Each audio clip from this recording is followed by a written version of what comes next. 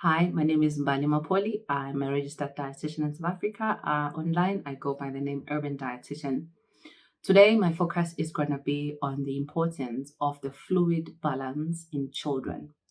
And I think that it's fair to start by saying that water makes more than half of your child's body weight. And that is a very important point because then keeping them hydrated and making sure that they consume enough fluids is important because obviously they are more water than anything else. We hear a lot about dehydration, but the big question I think is what is dehydration? So basically, dehydration is when a child is not consuming enough fluid or the fluids lost are not replaced quick enough or in the right quantities. And a child can lose the fluid because of many reasons, just normal physiological processes like breathing, urinating, crying, they'll be losing fluid. But also when they are sick, we find that when they've got fever and their temperature has gone up, they lose fluid, or if they are vomiting or they have diarrhea, they also lose more fluid at that point. So during those periods of some illness, it becomes even much more important to make sure that we replace the lost fluids quick enough to prevent a serious a problem or serious condition of dehydration. We see dehydration in its mild forms, where a child perhaps will show signs and symptoms of mild dehydration, like dry lips or the actual thirst. That is a signal of some form of dehydration going on, but it still would be mild. But we see the symptoms of dehydration or the signs and symptoms of dehydration progress from just those obvious ones to things like not peeing maybe less than 4 times a week. So when a baby is still small, when they still are wearing a nappy, we'll see that their nappy changes of urination don't happen as often. Then we know that that child might be dehydrated. We also see it that even the tears, there might be fewer tears, or find that the child is crying, but there's little to nothing coming out of the tears. So all of those are signs that the child is having some form of dehydration going on.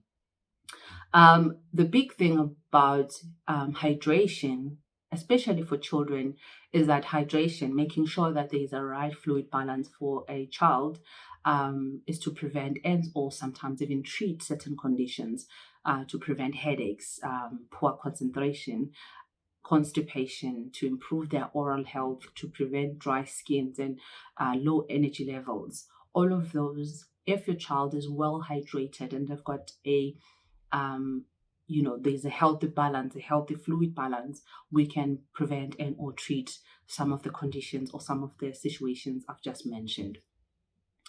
The big question is always, what is a recommendation in terms of the quantity that a child should drink?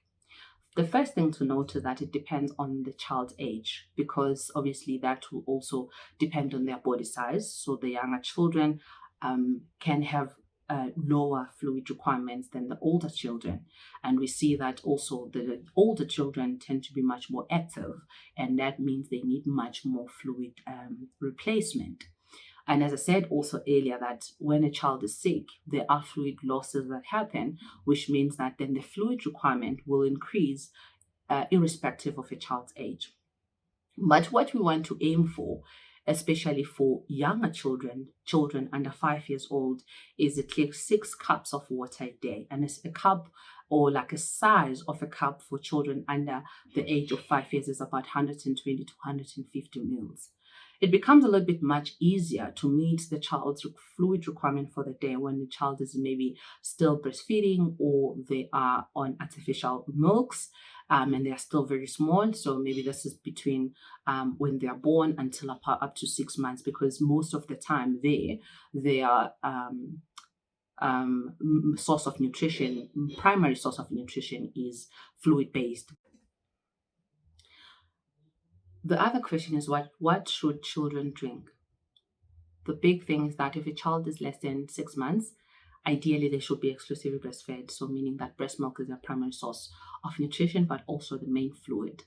As soon as a child reaches a year and above, they can then be introduced also to cow's milk.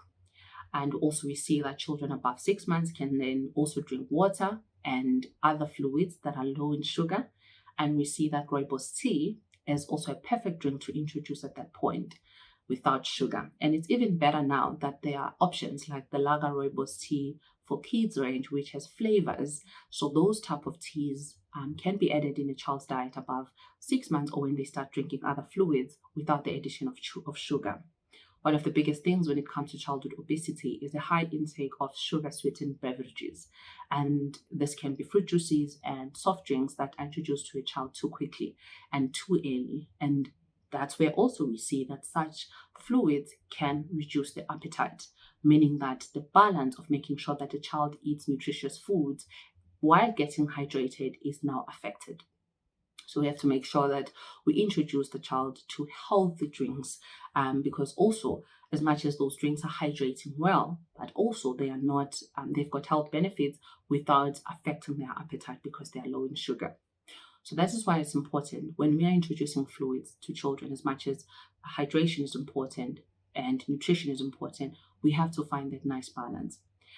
In some cases, especially when a child is sick, we find that most children will lean more towards fluids. They want to drink more than to eat. In those cases, it's okay because hydration is part of healing as well. So we find that if a child doesn't have appetite at that point, maybe because they are vomiting or they've got diarrhea and they are sick, it's okay to focus on fluids.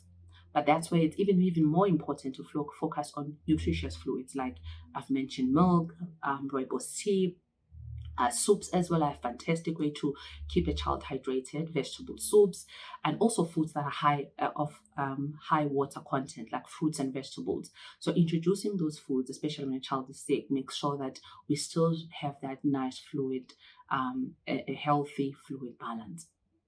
So what we want to try to do is firstly to keep a child hydrated, but at the same time keep them nourished. And we do that by offering drinks that are healthy, but also the timing. So the timing is that depending on how the child eats, some kids are actually motivated by eating and drinking at the same time. So they might be eating their oats porridge and drinking their rooibos tea in the morning at the same time. If a child is able to do that and they want to do that, they must obviously be offered that opportunity to do that, eat and drink at the same time. But if a child once they've drank something, they become full and they don't want to eat, it's always best to then first offer them something to eat and then only give them a drink after.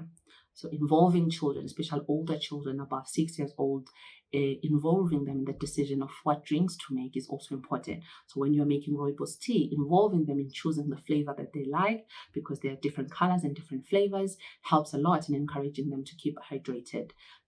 If you're sending them to school with a water bottle, choosing a water bottle that is nice and has got beautiful colors and it's pretty and they love, will encourage them to drink more water. So that is how we achieve good hydration, but at the same time the nourishment part that we get from food. So getting that healthy fluid balance.